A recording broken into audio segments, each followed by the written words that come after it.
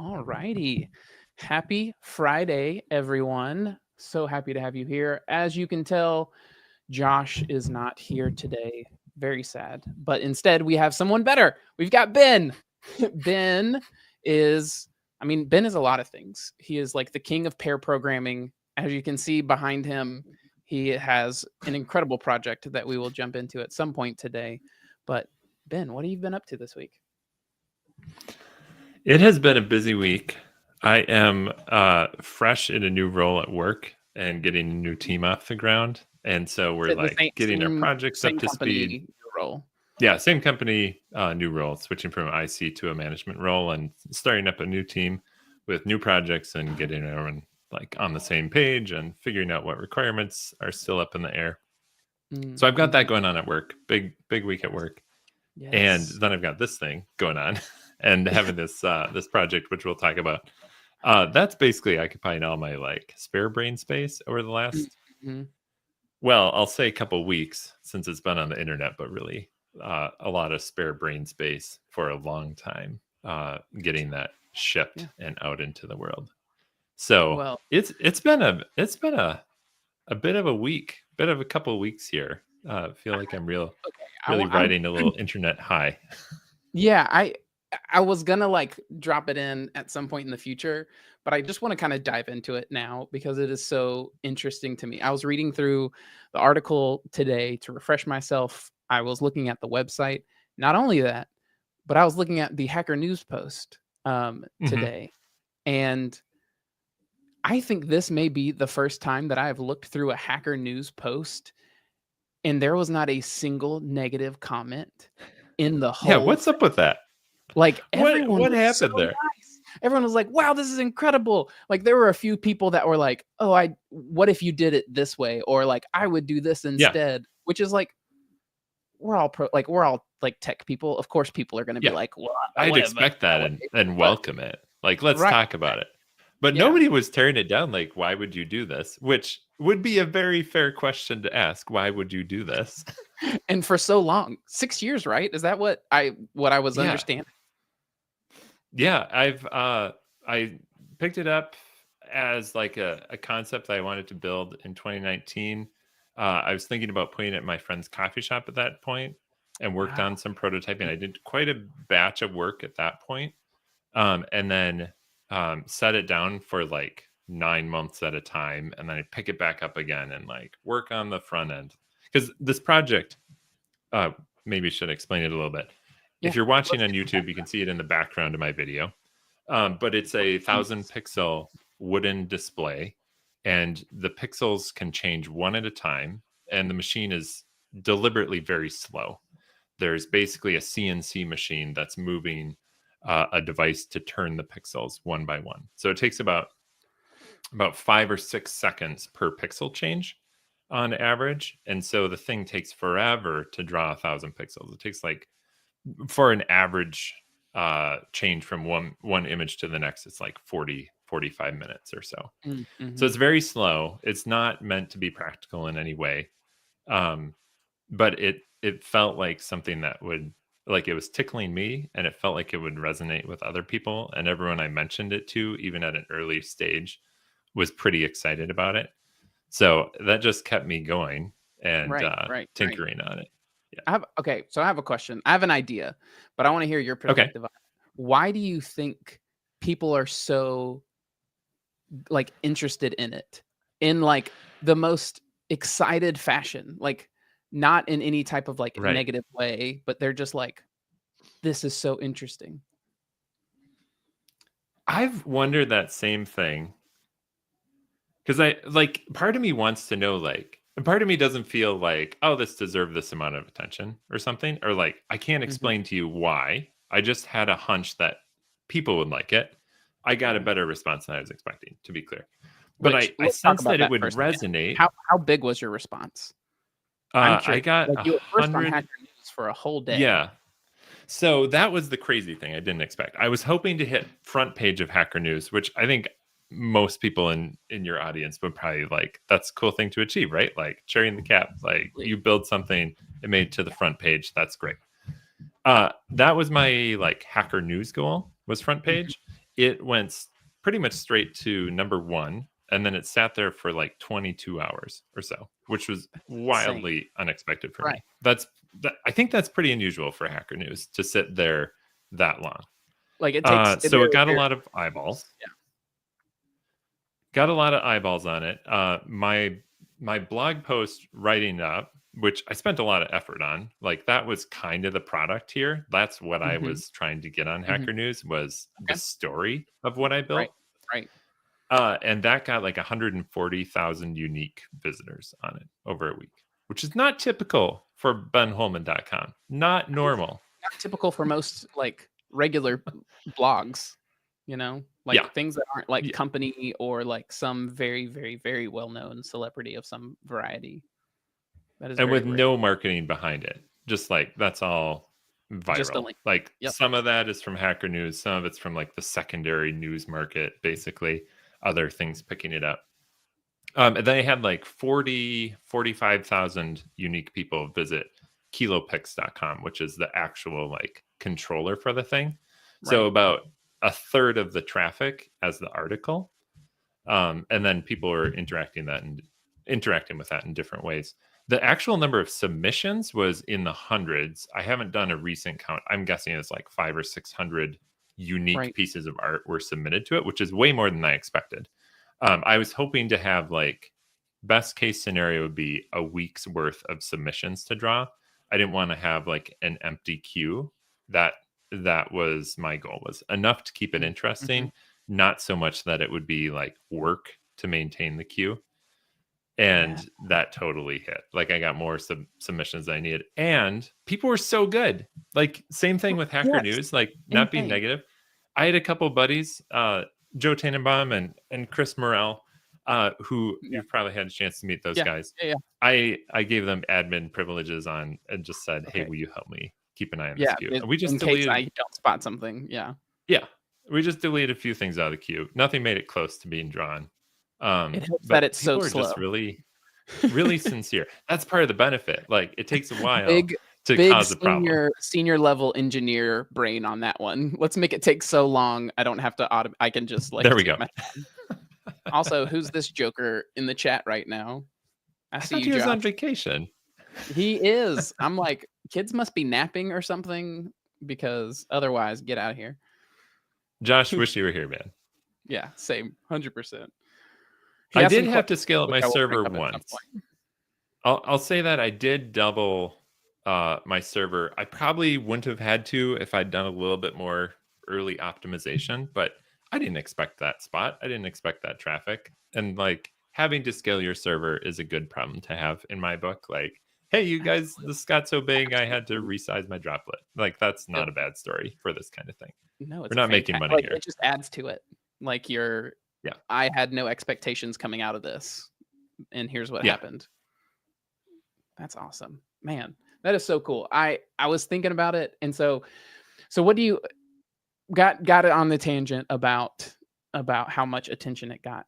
Why do you think people were so interested in it? Yeah. Well, I was starting to say, I don't know exactly why. I just had an intuitive sense. I think part of it is absurdity and novelty. Like this is a weird thing to exist. But I think a big thing, and this is kind of a theme I'm leaning into lately. People love it when you go a long way with a bit. It's like committing to the bit and then keep committing. Like people really love that. I've got another long running bit in my life right now, and people love a long running bit. And like it just feels like a theme for me. Like people love it when you just really go hard and commit to something longer and commit to something that doesn't need to be committed to, basically, but there's joy in it. Right. And I think that's part of it. Like, why would you spend time making this thing? Why would you persevere through all the iterations when there's like negative money involved, negative time, literally negative? I loved in your article you said 1,000 of anything is gonna get expensive. It is. Man, I wanted like servos on every pixel, but that's like thousands of dollars in hardware to do a servo per Yeah. pixel. I looked for like one idea I was chasing for a while was like illuminated push switches where you click it once, it makes a nice clicking sound, and then it Oh, lights up. You yeah. click it Yeah. again, it turns off. And Hmm. ultimately, it took me forever to find a cheap switch that I could buy 1,000 of that was Hmm. reliable. Hmm. And ultimately, I rejected that because it felt a little bit too like digital. Like, well, Gotcha. you could just be Yeah. faking that behind the scenes. Like this machine has to Mhm, labor. That's part of the mhm. appeal. I love that. Here's what I love about that is that, and I was thinking about this, like related to our show and kind of the things that we talk about, um, is a lot around creativity and making and all of this kind of stuff. And Hmm. one thing that I am a firm believer, I have a very strong opinion on, is that the best creativity comes through constraints. Yes, And I think hard that like agree. this this project of yours became what it was because of like arbitrary constraints that you put on it because you had a Hmm. vision for what you wanted it to mean, and the way Hmm. that it had that meaning is because of the constraints that you put on the project to achieve that Hmm. meaning. And like Hmm. made some very, as you read through the article, for anyone who hasn't yet, it's on benholman.com. It's like one of the top ones there. But um one of the like you could see so many thought processes that you went through that was like, oh, I could do this one thing that would actually be kind of a lot easier, but instead, because I want it to fit these constraints, it's harder, and it makes it a Yeah. better story, like you mentioned. But like I think it puts in, because it puts in that meaning. I think, you've kind of shared a little bit of what you think. The one thing that I think is just like, I think people just love seeing how excited other people are about something Yeah. that is hard. Yep. Like, this is hard and it was challenging and there were a lot of interesting problems to solve. And were they necessary problems? No. Like, not even a little. Like, you came up with these problems like just for fun, I and like created a lot of problems for myself, people loved it. and Like, people and then loved I that. Like, solved it's them. like, yeah, Yeah. because I think a lot of people see that, like, a lot of people see that as like aspirational. Like, oh, like I want to create something that that is hard, and I want to overcome it and have this really objectively interesting project that comes as the result of it. We've got a couple Hmm. people uh that were asking What about is it. going on in the background? Henri is asking what is going on in the background. Cammy's mentioning something about it here. Just for context, this is Ben Holmen. For anyone who's jumping in late, Ben worked for the last 6 years on a kinetic pixel board. It gets flipped by a CNC that moves around. That you built this whole thing from scratch. Um, Yes. to turn like 1,000 wooden pieces. There's a website called kilopixel.com, that people can put in pixel artwork, and it is got a live video feed of what is happening. It's so cool, so cool. I've got to give you a disclaimer on that because that was accurate yesterday, Will. When I hit 200,000 pixels, I said, "Now's the end of this is the end of season 1." And so Ooh, okay, okay. it is no longer live streaming after live streaming for 10 days straight, 24/7, having my laptop I was cooking gonna ask you about that actually. I was and like, cutting time lapses. what is the ops I added behind so many keeping this side live quests stream to running? this. Yes. So I've never live streamed. Um, Mhm, I I picked some brains of people who know. I live streamed on YouTube. I had some consideration about like, is this something like Twitch plays Pokemon, where mhm, like the live mhm. stream culture should be connected with what's on the display, and Gotcha. that's Yeah, something I yeah. could do in the future. But it's not something I chose to do. The live stream was simply to just like embed it on kilopix.com so you could see like, oh, I'm actually controlling this physical Yeah, thing yeah, I've yeah. never seen before. But yeah, I set up like a mini studio in my office with a webcam pointed at it. I mounted a webcam to my ceiling with like a light right above it. Got the It looks webcam in just the right spot like so that I could well crop it done. properly. Thanks. Yeah, I spent some time. The first time I worked on that, I was watching back one of the time lapses that I generated because for each Mhm, submission, like I timestamp when did I start drawing Will's picture, when did I finish, and then I clipped a time mhm, lapse mhm. out of MP4 files that were just being constantly written to my laptop hard drive. Which is there, like I said, a lot of side projects in this, a So lot of much. rabbit holes. Yeah, a lot of them. Oh my goodness. But I looked at the first time lapse and I'm like, well, this looks kind of plain, like sitting on a gray office wall and like zoomed out a little too far. So I got some feedback on how to make that better and put up like some black backgrounds and cropped it properly. Yeah, the whole time lapsing thing. So I went deep on FFmpeg on this. We all rely on FFmpeg at some point in our Everyone. lives. So um, I thought I was going to have 3 webcams, but I ended Okay. up being able to reuse one input. So the primary view of the display, like the wide angle, was being constantly recorded in 1-minute chunks to my hard drive by FFmpeg, and I was storing those Okay. at like 5 frames per second because I knew I was going to compress those by about 40 times. So I probably could have done like 1 frame per second if I really wanted to. But 5 frames per second, just storing them. So Right. I have like 10 or 11 days of 1-minute clips sitting that I will clean up eventually because it's like 300 gigs just sitting there. Yeah, that's what I was And gonna then ask. I used OBS to composite what I was live streaming. So I took that Okay. same wide angle, cropped it down properly.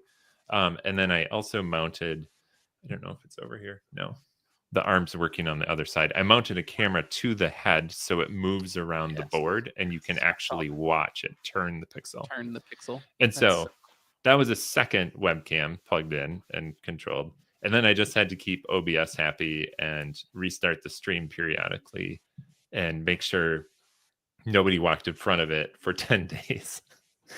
So and that was so going 24 where 7. you're a family man, you know, you have I am. wife, children. What ages? Yep. My oldest is 16. My youngest is 7. Okay. Phew, so So you're I kind of actually built a mode in this thing, which was okay. basically the kid has walked into my office and wiped their hand across it because it feels incredible No. to just slide your hand across it. They all Right. wrote like it could be like a tactile display at a children's museum or something like that. Yeah. So Yeah, I yeah. I built a mode that just goes in and like reads every Fixes. pixel and Yeah. reports back like what's the real state of the world right now, so that it Oh, can that's calculate how do I have to diff oh that my to goodness. draw I the next can't wait picture. for the long tail of content that comes out of this from you. Like if you are not doing a conference talk at Laracon next year or at some meetup or something that I get a chance to watch, it's going to be like a huge missed opportunity for the whole world. All right. This one came up from Emmett. Can we get technical for a second? How does a pixel flip? Yes. So I tried a bunch of ideas around how do you flip it on and off. Where I landed is each pixel is a 3/4 inch cube. It's a wooden cube. It's about the size of like a dice or die. Mm-hmm. And 2 of the sides are left just plain wood, unfinished, and 2 of the Right. sides are black. So it has to rotate 90 degrees to go from one to the next. Then I drilled a hole in every pixel, and they are strung vertically on a wire that keeps them aligned. And then Mm-hmm. they rest horizontally on these wooden shelves. So I have 25 wooden shelves and I have 40 wires going this direction. Mm-hmm. Mm-hmm. And so I very carefully threaded an entire column of pixels, but that means that they can rotate in this Right. orientation. Right. And then I have it is a glue stick, 1/4 inch glue stick, because it turned out to be the perfect wear part. Oh, That is huh, what's actually doing the poking. So it okay. is doing some what's called reciprocal motion. It's used in a lot of power tools where you take like rotational motion. If you can picture a disc and then you put a peg in it, as you rotate that, it will rotate whatever the diameter of the disc is. So Mm. that moves the stick in and out the diameter of the disc that is spinning, if that makes sense. I Oh, yes. have, Yeah. if you look at my blog, I knew this would be kind of difficult Perfect. to Let me put the visualize. link in chat for people. I have some GIFs in my article, but essentially a glue stick pokes the corner of this block and it turns at 90 degrees or approximately 90 degrees. And one Right. of the problems I had to solve is how do you handle it turning 85 degrees or 100 degrees and not exactly 90? You have to think a lot about tolerances of like, what is it? You think it's going to turn this amount, but in the real world, it's not going to be perfect. So, how do I Right. make it operate with some tolerance in there so that it's still Mhm. successful? So, I cut 2 slots on the bottom of each cube so that Mhm. they go up and then they kind of settle down in the right orientation. So it indexes it. So it Nice. indexes it at perfectly 90 degrees. In reality, they don't all land exactly 90. Some of them get a little weird. But that's the concept and it works like 99.5% of the time. Oh, I love that. That's so okay. So I've recently been going down the 3D printing rabbit hole Yeah, because I do a lot of as we woodworking. all do. Oh man, who like raise your hand in chat if you've like almost bought or already own a 3D printer. But I am this close. There's like a I'm like waiting to till I have like a project to do, and I finally have one now, and Oh, which is perfect. bad. So like that means now I'm Do you gonna want to get one. talk about the project? Do what? Do you want to talk about the project or are we not talking about I it can yet? I will in a little bit. Okay. I'd be happy to. But the what it got me think like when I was like researching all this stuff, there's so much that goes into it. But like the tolerances thing that you mentioned got me thinking, which was you have um like you can print the exact size of something. Like when you're in digital world, you can do Mhm. exact sizes, exact things, exact measurements. And like this is the same with like software too, for the most case. Like you do have to kind of factor in humans are the tolerance in Mhm. like software. I guess you could you could say. Humans and failure are the tolerance that you have to build around. Right. But like for the most part, you can be pretty precise about a lot of stuff. But Mhm. like the second you bring any type of engineering to the real world, it's like tolerances is like a huge piece of it. And I was Yeah. like, because I was just doing like research where it's like, oh yeah, like if you're gonna have this type of millimeter nut, you would just model that size of a hole and boom, Right. like you're good. Like wrong. Like Yeah. unless you are like using like a precision very expensive like metal machining, and I'm sure even then they have to like include Yeah. tolerances and Yeah, stuff. every spec will have, "This is what I want, and this is the tolerance it needs to be in," and you're gonna get all of your parts within that range, but they're all gonna be slightly different. Slightly different. Yeah, it's wild. It's just wild. And like so that's I don't know, like that's why I'm like getting into 3D printing and stuff because it's like I want to get out of the digital world. And yeah, Mhm. like, I do a lot of woodworking, but now I want to do like I went to college for industrial design, which Oh, is yeah. like Yeah, physical you gotta product. be in the real world then. Come Yeah. on, man. Yeah. You've been That's like what most betraying your but I people here. yeah, yeah. Oh, it's like and I've got like a giant Pinterest like let me tell you, like I'm just like waiting and I'm gonna be like all in. Yeah. But my wife is not gonna be happy to hear that. But Oh, man. how Well, let me tell how to your like sync wife your that a project. CNC router Yeah. would be a really fun one for you. Mm, So, I love a CNC. yeah, yeah, Super you'd cool. totally get it. So, 3D printing is additive. You're like taking plastic, melting it, and squirting it together. Mhm. So the part is growing from nothing to something. Right. Right. CNC routing is subtractive. So you start with a chunk of wood or metal and you cut away everything you don't want to keep, basically.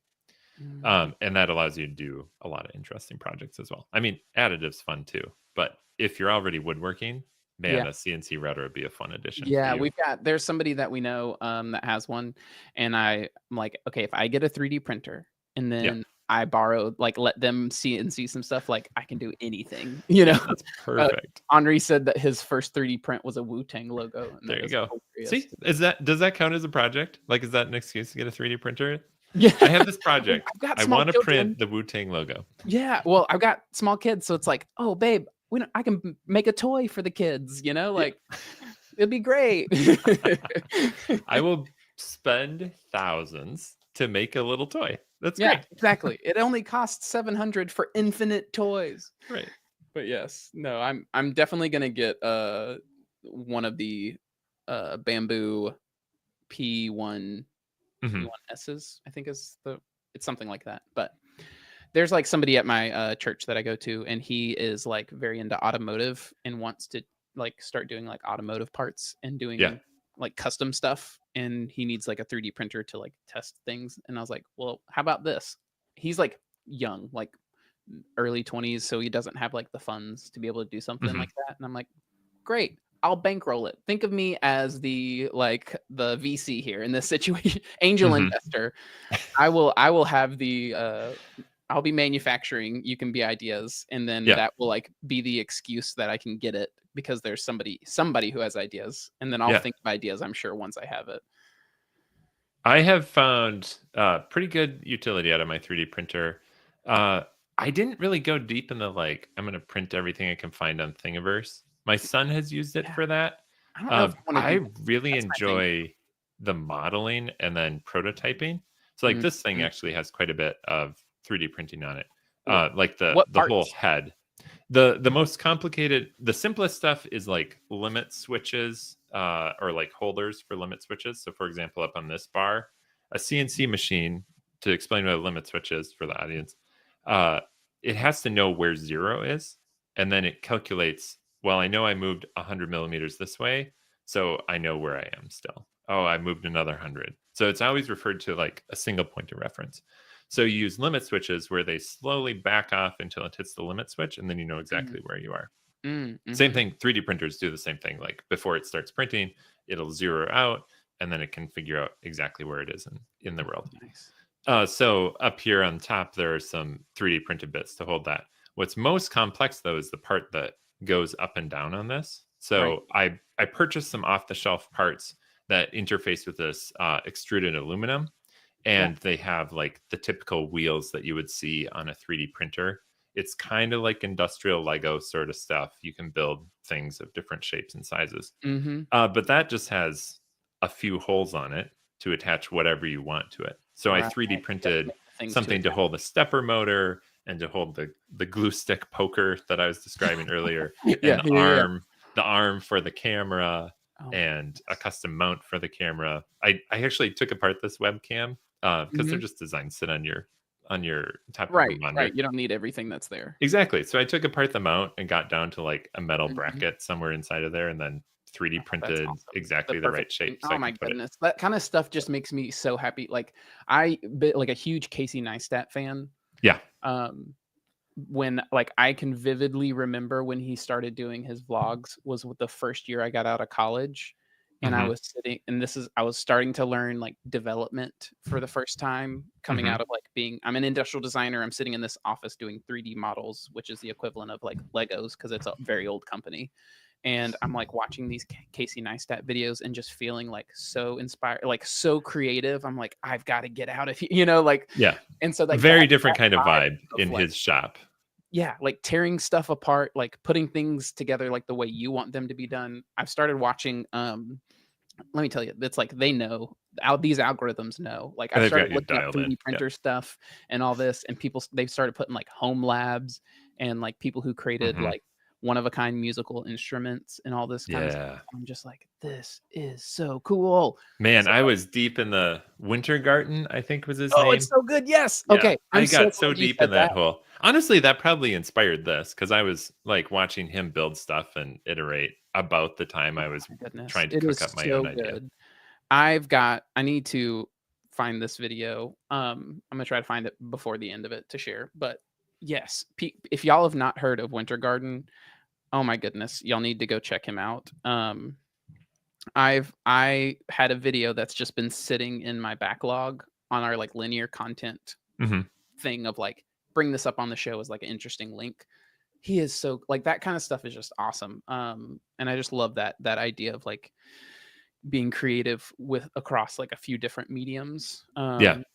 And Speaking of constraints, go that's for it. another great example of a like artificially constrained project makes it really rewarding creatively. And when you were talking about that earlier, I was thinking about how constraints make a good story too. Not only is it interesting in the process, but it makes for a more interesting story for the audience when they understand the constraints and they understand Right, why you right. can't do things or why you're choosing to do different things. Okay. I like that. I like that framing on it because it's very true where it builds more tension. Yeah. Oh, love that. Okay. So the project that I've thought about with 3D printing, Yeah. uh, So if you were at Laracon, we didn't get a chance to talk, but I Yeah, saw. how did we not meet at Laracon? I I'll don't tell know, you. I'll man. tell you why. I will tell you why. I didn't meet a lot of people because this was the very first conference talk that Yeah, I've really ever given, and so I spent like all the time practicing yeah. and And you stressing. were middle of day two The ish? end of day two, I was End of literally day two. the Yeah. very So you last. were spending your conference barfing in the green room. Yeah, yeah. Okay. I was like in and out of the green room. I'd like go practice and then I'd come out and like watch stuff. And then like the few like I'd get out and see a few people in chat. Like I still got to see a lot of people. But it was very much a like I'd be out for a while and just start getting this like, all right, I need to go practice with Yeah. like one more, Yeah. like this like twitch. It's been 18 minutes since I rehearsed my, Ready. my piece. By the way, you crushed. I really enjoyed your talk at Laracon. I For the appreciate audience, Will, hire Will to speak at your conference. He'll do great. Thank you. Thank you. And next time I will know the appropriate amount of preparation to do because I definitely did too much. And I Oh, could enjoy interesting. myself a little bit more the next time. But like, okay, so you saw my talk, the Mhm. thing that I made, where it's like takes in audio, does this like generative thing and makes a game Yeah. that you can play. What I would love to do is have some sort of like, okay, I'm gonna see if I can pull up. I'm gonna screen share real quick. Because this is fun. Um, there we go. All right. This is when I tried to pull up linear, but let's go to my Pinterest board live and share. I thought we should work your linear backlog instead. Look, we've got a whole backlog full of content that we just, for some reason, it's like we need to find another way to start. All right, here we go. So I am a heavy Pinterest user. As a Okay. Top designer, 1%. I've got lots of great boards. And there's this one specifically that I've recently started sharing, saving stuff to. That's like um, along these ideas of like inspiration of different varieties that I've tried to categorize. And I've talked about it on here previously, where it's like a lot of being a good designer or like somebody who's good at being creative is like your taste. And Mhm. your taste comes from your ability to observe things and pay attention to when you say, "Oh, I like this," and then be able to answer and say, "Why do you like this?" And Yes. if you can give an answer for why you like something, then like that is your like your you can directly translate that into your work because you understand like the concept behind why you like that. The other side of this coin, there's three sides of this. One is like the emotion and soul, like being able to provide meaning into your work. Mhm. And then the other piece is craft. Craft is like you can have all the taste in the world, but if you've not put in a ton of reps, you can't bring your taste into reality. You can just Mhm. be someone, you could be an art director, but you can't be the person who is like actually creating the work. Mhm.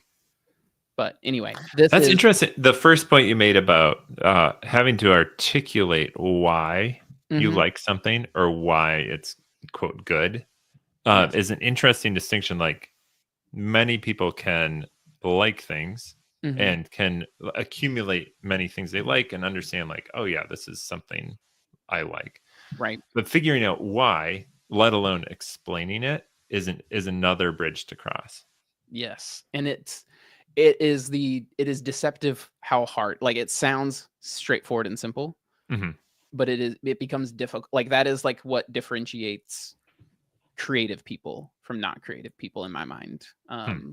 One of the dimensions is like creative people are able to explain why something interests them and why something is good to them. And I think the key is like a lot of this is objective. Hmm. And when people call something rules or guidelines, like there are a lot of design rules on like hierarchy and Yeah. balance. And like the reason why they are rules is because not because it is like a fact, but it is because a large percentage of people agree that wow, that looks good.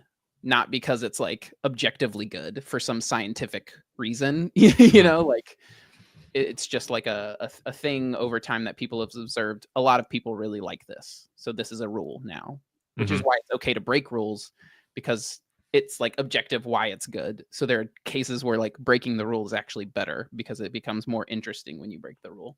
Hmm. But okay, so I this like is that. my like Pinterest board of like, for instance, for Yeah. example. So this is the 3D printing project you're Yes. So describing. this is like this vibe here. Yeah. This like sci-fi slash apocalyptic style of Hmm. thing where it's like this, it's futuristic, but it's also kind of retro at the Hmm. same time. 100%. So I want to capture this vibe in a device that is very probably very similar to this with like an e-ink display. So this is going to be like Yep. printing. It's going to be like an e-ink display. It's going to have like a Raspberry Pi or some other Yeah. tiny computer like that. And like the current concept ish that I have is like having some ability to like input data of some variety and output music from that you've made using like constraints Yeah. like arpeggios and like fifths, like using like music theory to where it's like we will take some who knows what data and be able to like funnel it into something that is like from musical theory going to sound at least good. Whether it's like great or not, it will at least sound cohesive and not like random notes thrown Yeah. together. So you're providing the system, and then you're providing some inputs to modify that system. Correct. And And the output will what be do you some think the sort of. sweet spot is for like given, say, three variables, three knobs on this thing? Mhm. What percentage of the time do you want it to sound like dialed in? And what percentage of the time should it sound like off and not actually that good? That's an interesting question. So you're saying like there is definitely a case for like, hey, maybe it shouldn't always sound Right. perfect. Like there Right. should be a time like I mean, like breaking the the rules. Like sure. you need to know the rules.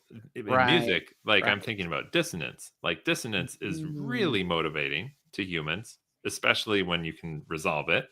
And why is it? It's interesting because it's like outside of the rules, it's making us a little uncomfortable, but we know why it doesn't feel good. It doesn't sound like a fifth or it doesn't sound like a third.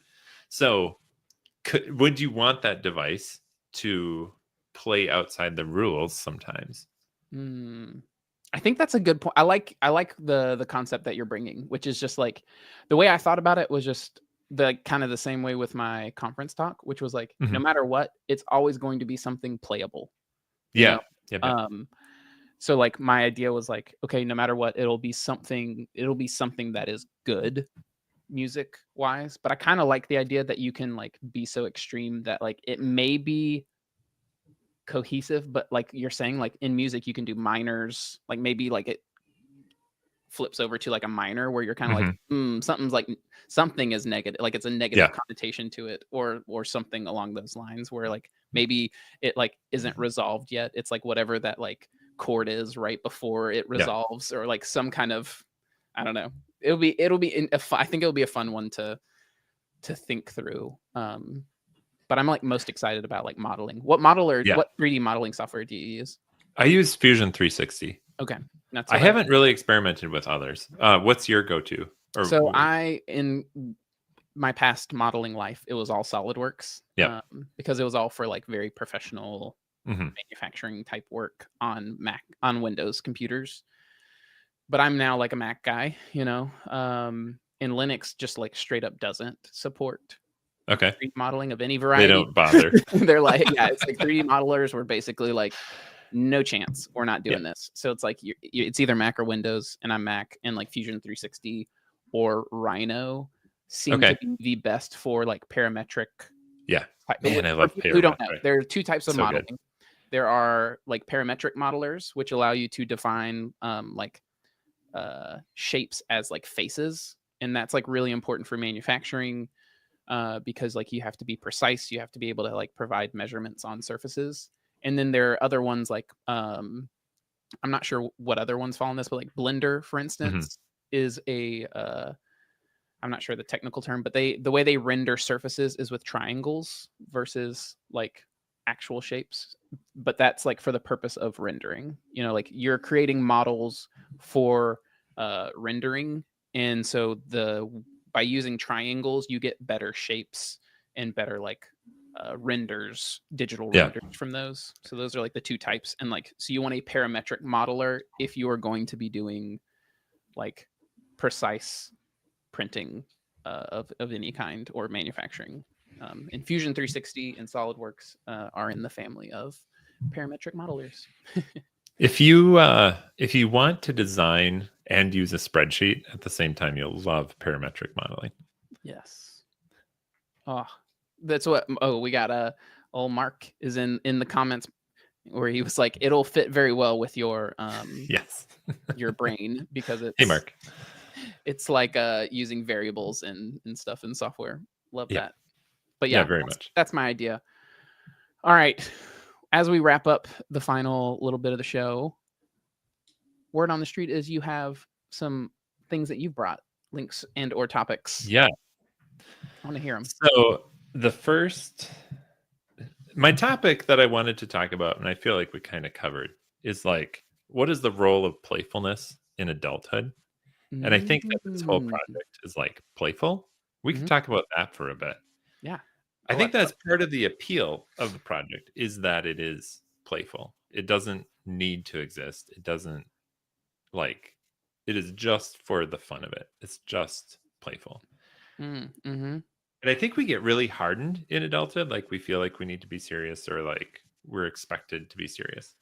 But I am finding a path in my life that allows me to be playful, even at work and in many of my personal relationships. Mm-hmm. That I find I'm able to find a lane where I can be playful and still get things done. And people like that is positive for my relationships, to be able to express playfulness, to try to bring it out in other people. Right. And I guess I don't have a lot to say about it other than just to encourage people to be more playful and like lean into that. That is not a negative, it's not a sign of immaturity, but it's like a muscle we flex. It's something we've got. Like it's one of our gears that we can use. Mm-hmm. And I've just really enjoyed leaning into that more and like finding like, yeah, it's okay. People like it when you are more playful. People respond to what you're doing if you're approaching it with a playful spirit. I'm curious what you think about that. Okay, I've got three things. One observation and then two follow-up questions. One is two observations. One is I think that's like the whole reason you didn't get any negative reviews on Hacker News because it's playful.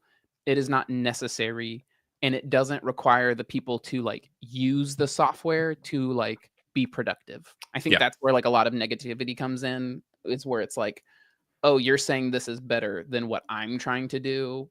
Mm-hmm. So like, no, mine's better. You're stupid. Where like this, it's like, well, there's no mine's better. It's just this third party, playful, objectively like not useful, but very cool thing. So it's like you're saying, like that's how like playfulness can like come into a relationship or a conversation or like your life, where it's like, who is going to objectively like be negative about somebody who's like trying to have a good time with them, like trying to be playful, bring that into their like relationship.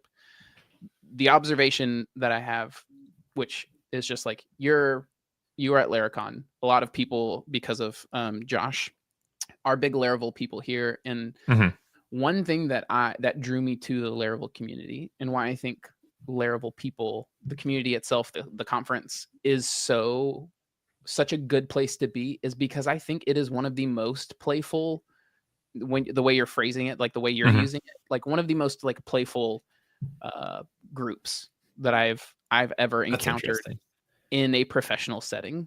And I will phrase it as like, there is never a group who like has cared so much about like comedy, like being funny, having like everyone at Laracon. There are quite a few aspiring stand-up guys around the around the community. Everyone has like, and like they lean into it, and like the vibe of the community is like, yes, like we get stuff done, but we also don't mind being unserious and having a good time. Like, and it's like, because people don't consider PHP as like the frame, like the language for serious people, they've almost taken on that identity as like, okay, well, we know it's serious and we're get serious work done. But like that means we don't have to like worry about outside perception of how we behave around each other. So we're just gonna have a good time.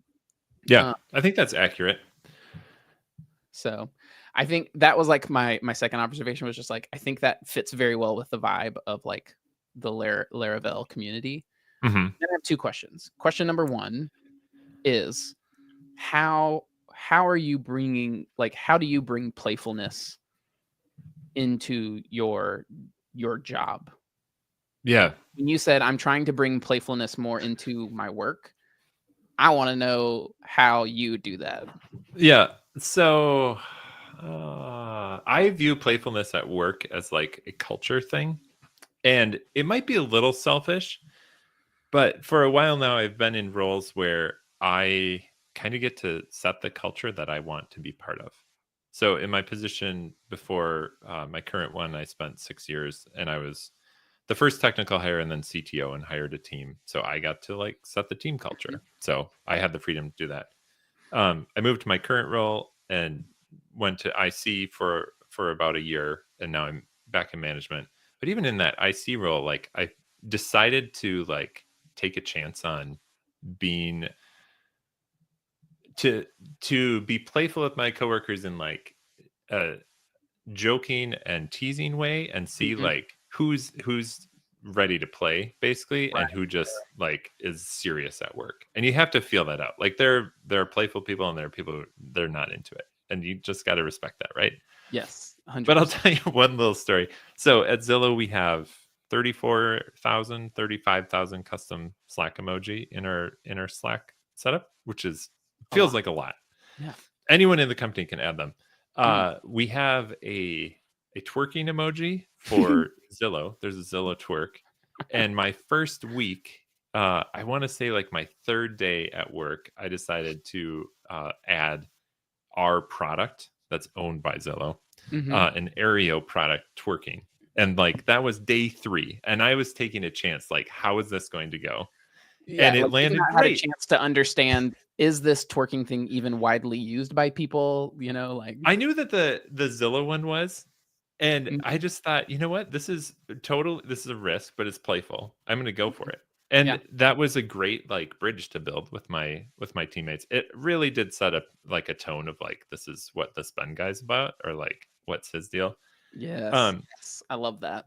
but yeah, like Slack emojis in remote environment is like one way you set team culture, and it Mhm. is definitely a place for people to be playful and expressive.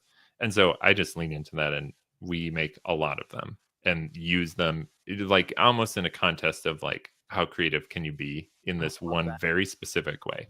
that. Um, Yeah, and then just your outlet. trying to use as much of your personality in the face-to-face time that we have when we're on site or Zoom calls, Zoom like calls. Oh, just man. being willing to show up and like have a conversation at the beginning of the meeting instead of staying in silence until Mhm. the meeting Mhm. starts. Um, and that often takes a little like push, which is Yeah. often like maybe a little bit of an absurd question, or asking um more like not like deeply personal, but like asking personal questions about things that your coworkers have going on in their lives to show interest in them, which often leads to like shared understanding and like something you can tease them about, or a reference you can throw That's the back key. to. Yeah, yeah, yeah. And like you're just building up like this wealth of things that you know and understand about the people you work with, that you can be joking about, that you can reference, and you can have a running gag about so and so always does this or they get that or whatever.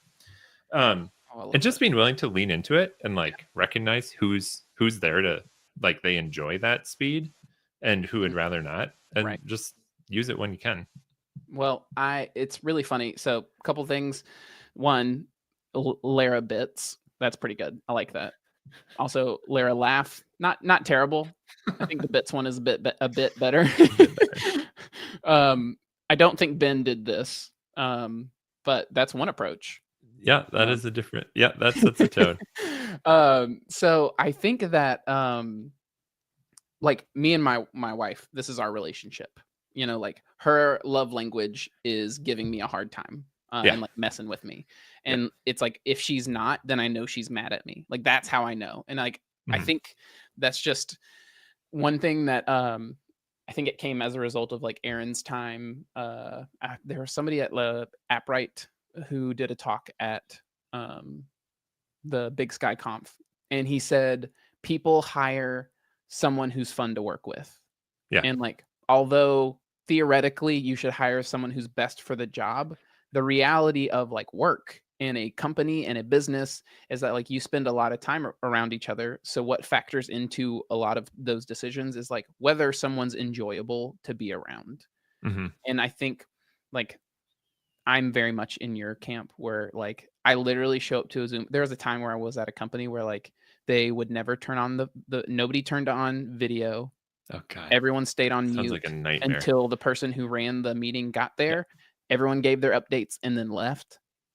And like I that refused is to do that. Like I grim. literally would show up, camera on, just like, "What's up?" Like I Yeah, always come and into a your teammates are like, "Oh, this guy again." yes. And Oh I'm like, I don't God. care because like eventually there were 2 or 3 other people who started doing the same thing and Yeah. they're like, "Thank you." Like I can't Yep. stand it. Like I can't believe that like people would do that. And like they would like message me like, "I'm so glad that you like." I'm like, "Yeah, Yeah. I just don't care. I don't It care what causes me people." physical pain if I land on a meeting. Like I'm maybe like the eighth person to open Zoom, and Yes, like, and it's are we silent. just sitting here? Yeah. Like, I always roll in with a "What's up?" Like, find someone that I'm like you're saying, like, there are people who, like, play along or are yeah, comfortable, like, want that, and, like, I always immediately show up and, like, pick that person.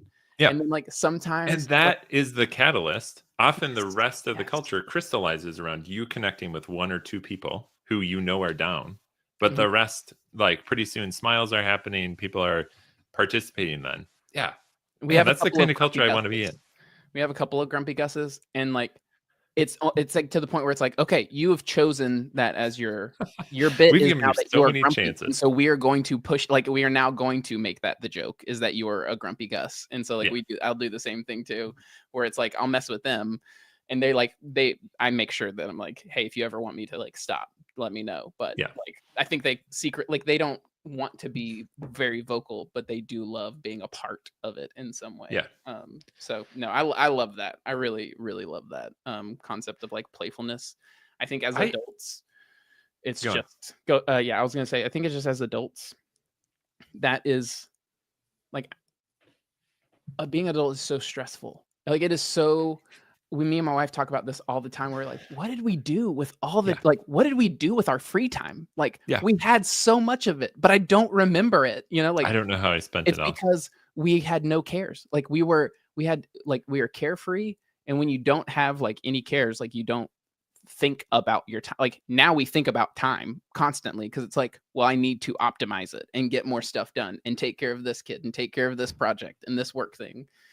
But yeah, I think playfulness brings some of that back where you're able to like relieve the pressure of adulting. Yeah. And like to not be playful is like, at least for me, it would be like kind of denying part of my humanity. Mhm. And so, like, if you just let the stress consume you and you don't switch into that gear at times, you're just losing it. Like you're not living your life as fully. Yeah. I 100% agree. All right, we have time for one more thing. Is there All right. anything that you wanted to share? I've got two. These are visual, but I thought it Mhm. might work on a visual podcast. How do I get these to you? Okay. If you What's the have link if you have situation? them, are they like links? Yeah. I've Put got them two people on Instagram that I want to feature. okay. Put them are you able to access the comments like public chat? Oh, yes. Perfect. Ah, I missed this the whole time. I was on a different tab. No Join the worries. chat. Here we go. Throw them in. Connect your YouTube account. Okay. Hold on. Oh, never mind. There's private chat further down, and I'll just post it for everyone to All see. right. And you can jump in and click my name. Green room or studio? Not sure. Private Studio chat, out. you and Will. Here we Yeah, go. private chats. All right. Perfect. So I've Yeah, got got it. two muralists that I wanted to share. Okay, I'm gonna Part share. of me really just wants to be a muralist, I think. Oh, I've got an Austrian, Manuel Skirl, maybe? Or Skirl. all right. Oh yeah, here we go. This guy does this all by hand. These are incredible. Oh shoot. I should try to find you a direct link for that. Okay, Um that's not me. All right, perfect. Here we go. This is so cool. Maybe one of his reels would be the right thing to feature, so you can see his technique. The net result is fascinating. All right, I'm going to log in. Oh. I'm going to take this off for just a second. Well, you do that. I'll try to grab a specific one.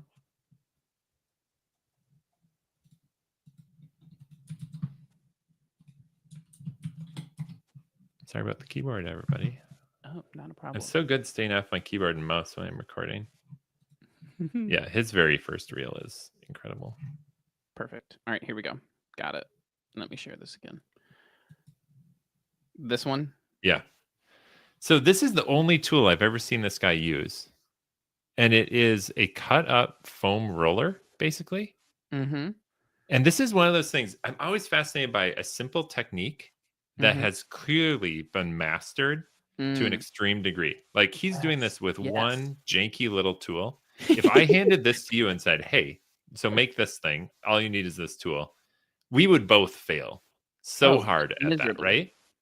Absolutely. But this guy, it's the other thing that's appealing to me about this guy. Yeah, and it looks three-dimensional when he's done. It's just wild. That is incredible. This really feels like straight out of the brain onto the page. And I'm not like, obviously a lot of the work I do has a lot of steps between my brain and the final product. But this guy, I don't know, there's like a purity of that, I think, where it is just direct to the page and that is the product. That's very interesting to me. That is so cool. Yes. Okay.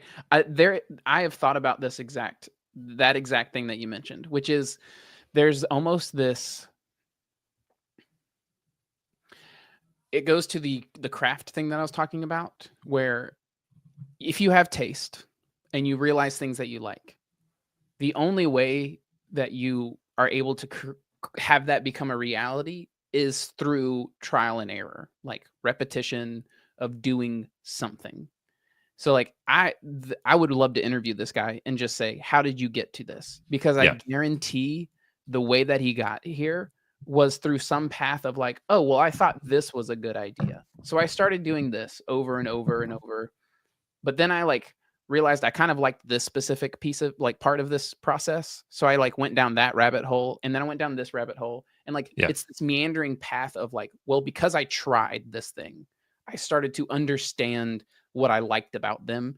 And I found my path to this thing that is my unique experience. Like he came here through his own path, his own experience with practicing the craft that he likes.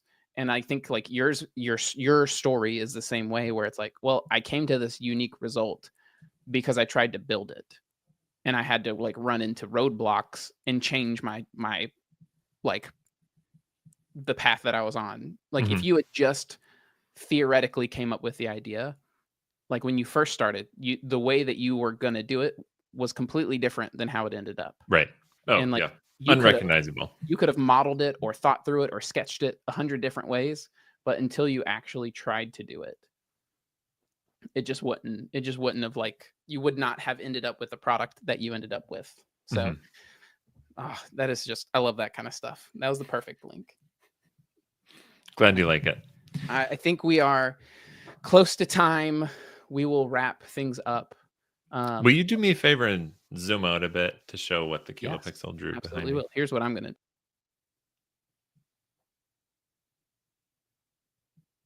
Has anyone seen Riff and Refine and two sets of glasses for our hosts? That is so good. Oh, I love that. Emmett swiped the board. Oh, man. That's a real call of the void. Swipes the board. Awesome. All right. What do you have going on next week? You mentioned this week was ramping up a new team at Zillow because that is where you work. Yeah. More of the same. Yeah. Wrapping up our summer for our kids. We're in the weird lull. Where are you based out of, by the way? I'm in Western Wisconsin, about an hour and a half east of Minneapolis, St. Paul. So in the north, school starts a little later. I've learned. Yeah, we started around Alabama. We started. Oh, you're already in school, right? Yeah, we started like last week, And I was like, people were like, why do you start so early? And I'm like, well, why do you start so late?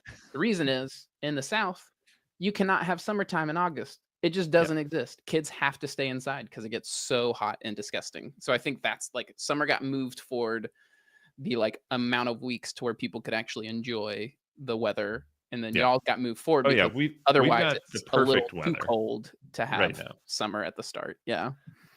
Yep.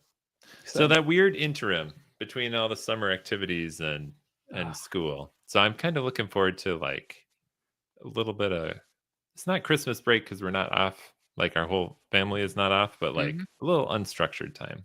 I'm gonna get the kids out on some adventures. Yes. Yeah. We have finally hit this summer was the first summer where we hit kind of that age where, oh, hey, we can go and do things. I've got three. I've got a 6-year-old, a Yep. 3-year-old, and a 1-year-old. Yeah. And last summer we had a newborn.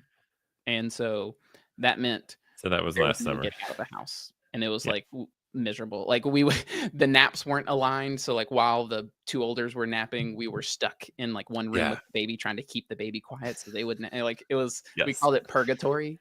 Yes. You can't But go. You're just stuck here. yeah, so this summer everyone's on the same nap schedule. Everyone's old enough we'd get to like go like, oh, we can go to the pool in the morning for a little bit and like actually get out and adventure and do things. And like this end of this month, we're trying our first like full family overnight vacation in a single hotel room together Yeah. Yep. trip.